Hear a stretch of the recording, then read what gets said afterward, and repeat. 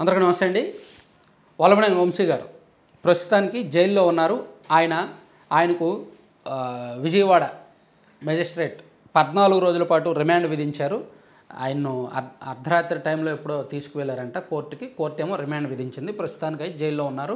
Maybe రేపు పోలీసులు ఆయన్ను కస్టడీ పిటిషన్ అయితే వేసే అవకాశం ఉంది. ఆయన కస్టడీలోకి తీసుకెళ్ళి విచారించాలి, ఒక 3 రోజుల పాటు అనుమతి ఇవ్వండి అని చెప్పి విచారించడానికి చేస్తున్నారు. ఎందుకంటే ఆయన మీద ఇంకా అభియోగాలు ఉన్నాయి. కేవలం అపహరణ అంటే కిడ్నాప్ చేశారు లేదా కులం పేరుతో దూషించారు అనేవే కాకుండా మట్టి గ్రావెల్ అక్రమ తవ్వకాలకు సంబంధించి, నకిలీ పట్టాలకు సంబంధించి, చెరువులను తవ్వేశారని హైకోర్టులో కేసులు ఇవన్నీ ఉన్నాయి కదా.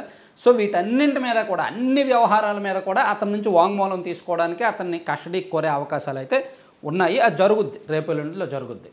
అది అలా పక్కన పెడితే ఇంకా అంటే ఇప్పుడు విపరీతమైన చర్చ ఏంటంటే సోషల్ మీడియాలో కావచ్చు, టీడీపీ వర్గాల్లో కావచ్చు, మెయిన్ స్ట్రీమ్ మీడియాలో కావచ్చు, నెక్స్ట్ ఎవరు? ఇప్పుడు వంశీ గారు అరెస్ట్ అయ్యారు, ఓకే, ఇంకా ఎవరెవరు ఉన్నారు? కొడాలి నాని గారి మీద అందరికీ ఫోకస్ ఉంది. నేను నిన్న ఒక వీడియోలో చెప్పాను, వంశీ గారు దొరికినంతగా కొడాలి నాని గారు దొరకలా. వంశీ గారు బయట మీడియాతో మాట్లాడి అటువంటి కామెంట్ చేశారు లోకేష్ గారి విషయంలో. కొడాలి నాని గారు మీడియాతో ఈ పుట్టుక విషయంలో, లోకేష్ గారి విషయంలో మాట్లాడాల. అసెంబ్లీలో ఏదో సమ్ బ్యాక్ అండ్ కామెంట్ చేశారు. అసెంబ్లీలో జరిగిన వ్యవహారాలకు బయట కేసులు నమోదు చేయరు. అలాగని కొడాలి నాని గారి మీద ఇంకా కొన్ని ఆరోపణలు ఉన్నాయి. ఆ కాన్స్టిట్యున్సీలో ఆయన కూడా టీడీపీ వాళ్ళ మీద దాడి చేశారని అలాగే ఈ చాలా ఆరోపణలు. అంటే ప్రస్తుతానికి అవన్నీ అంత సీరియస్ ఎలిగేషన్స్ కాదు. ఇప్పుడు వంశీ గారి మీద ఏంటది ఎస్సీ ఎస్టీ అట్రాసిటీ కేసు ఉంది. ఆయన కార్యాలయాన్ని దగ్ధం చేశారు. 307 కేసులో ఆయనకు ముందస్తు బెయిల్ వచ్చింది. కానీ అట్రాసిటీ కేసులో ముందస్తు బెయిల్ కోసం వేసుకున్నారు. అది కోర్టు తీర్పు ఇవ్వకముందే వీళ్ళు తొందరపడి అతన్ని కిడ్నాప్ చేసి, అతన్ని బెదిరించి, అతని చేత ఫిర్యాదు వెనక్కి తీసుకునేలా చేశారు. దాంతో దొమ్మితో పోయేదాన్ని అరెస్ట్ వరకు తెచ్చుకున్నారు. ఇప్పుడు కొడాలి నాని గారు అలా తొందరపడాల. ప్లస్ ఆయన్ను పకడ్బందీగా ఇరికించడానికి, అరెస్ట్ చేయడానికి తగిన సంఘటనలు కానీ, కేసులు కానీ లేవన్నమాట. కొడాలి నాని గారు అనుచరులు కొంతమంది జైల్లో ఉన్నారు. అనుచరుల మీద చాలా అభియోగాలు ఉన్నాయి. కానీ నాని మీద అంత సీరియస్ ఎలిగేషన్స్ లేవు. అలాగని అతనేమీ సామాన్యుడు కాదు అంత ఈజీగా వదిలేయడానికి. సో అతని మీద కూడా చూస్తున్నారు, ఏమున్నాయనేది చూస్తున్నారు. సో దానికి సంబంధించి కొన్ని ఆధారాలు అవి పరిశీలిస్తున్నారు. మేబీ అతన్ని కూడా జరుగుద్ది అనేది చర్చ జరుగుతోంది.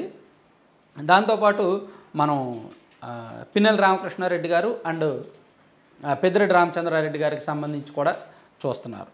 వాళ్ళతో పాటు రాష్ట్రంలో మరో 10 మంది వైఎస్ఆర్ కాంగ్రెస్ పార్టీ నాయకులు ఉన్నారు. వైసీపీ అధికారంలో ఉన్నప్పుడు మరి అడ్డగోలుగా వ్యవహరించిన నాయకులు ఇంక చాలామంది ఉన్నప్పుడు ద్వారంపూడి చంద్రశేఖర్ రెడ్డి గారు, కాకినాడ ఎమ్మెల్యే. సో ఆయన మీద కూడా విపరీతమైన ఆరోపణలు ఉన్నాయి. సో ఆయన్ను కూడా చూస్తున్నారు. అలాగే కొంతమంది ఏమో పార్టీలు మారిపోయారు. సో వాళ్ళు వైసీపీ అధికారంలో ఉన్నప్పుడు అరాచకాలు చేశారు, చాలా అభియోగాలు ఉన్నాయి, కానీ పార్టీ మారిపోయారు. ఇంకొంతమంది ఆల్రెడీ ఇప్పుడు నందిగం సురేష్ ఆయన ఆల్రెడీ అరెస్ట్ అయ్యారు. అలాగే పిన్నెల్లి గారు ఆయన ఆల్రెడీ అరెస్ట్ అయ్యారు. పిన్నెల్లి గారు అరెస్ట్ అయ్యారు, కానీ పిన్నెల్లి గారి సోదరుడు మీద కూడా కొన్ని అభియోగాలు ఉన్నాయి. అదొకటి తేలాల్సి ఉంది.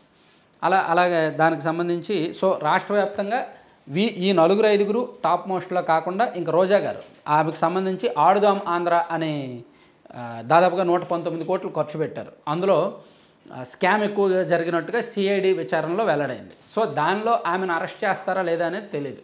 ఇప్పుడు రోజా గారిని అరెస్ట్ చేసే వరకు వెళ్తే మహిళని అరెస్ట్ చేశారా అని ఏదో అభియోగాలు తప్ప, అంటే అనవసరమైన సింపతి, అనవసరమైన ఇవి తప్ప ప్రభుత్వం చాలా జాగ్రత్తగా, చాలా చాకచక్యంగా వెళ్తున్నారు. ఎక్కడా కూడా వాళ్ళ మీద కక్ష సాధింపు చేస్తున్నారు లేదా వాళ్ళ మీద రాజకీయ ప్రతీకారాన్ని తీర్చుకుంటున్నారు అనే మాట రాకుండా నెమ్మదిగా, స్లో పాయిజన్గా, చాలా స్లోగా, పకడ్బందీగా చట్ట ప్రకారం వెళ్తున్నారు.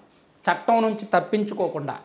ఇప్పుడు చూడండి, వంశీ గారి అరెస్టు ఎప్పుడో చేయొచ్చు, కానీ ఇప్పుడు ఎందుకు చేశారు? ఆ కాన్స్టిట్యున్సీలో ఏం జరిగింది అనేది ముందుగా విజిలెన్స్ చేత ఎంక్వైరీ చేయించి ప్రాథమిక ఆధారాలు దగ్గర పెట్టుకొని అతన్ని పట్టు చిక్కాడంటే ఇంకా మళ్ళీ వదలకూడదు అనేలాగా అరెస్ట్ చేశారనమాట ఆ ప్లాన్తో. అలాగే రోజా గారికి సంబంధించి ఆ కాన్స్టిట్యున్సీలో వచ్చిన అభియోగాలు ప్లస్ ఈ ఆడుదాం ఆంధ్రాకి సంబంధించి, అలాగే అంబటి రాంబాబు గారికి సంబంధించి కొన్ని ఉన్నాయి. ఇట్లా రాష్ట్ర వ్యాప్తంగా సుమారుగా ఒక 15 మంది నాయకులు అయితే లిస్టులో ఉన్నారు. వాళ్ళు చట్టానికి దొరికినప్పుడు, సరైన ఆధారాలు దొరికినప్పుడు చాలా జాగ్రత్తగా అరెస్ట్ చేసే అవకాశాలు అయితే ఉన్నాయి. సో ప్రస్తుతానికి ఇమీడియట్ ఫోకస్ అయితే మాత్రం కొడాలి నాని అండ్ పెద్దిరెడ్డి అండ్ రోజా, వీళ్ళు ముగ్గురు అన్నమాట.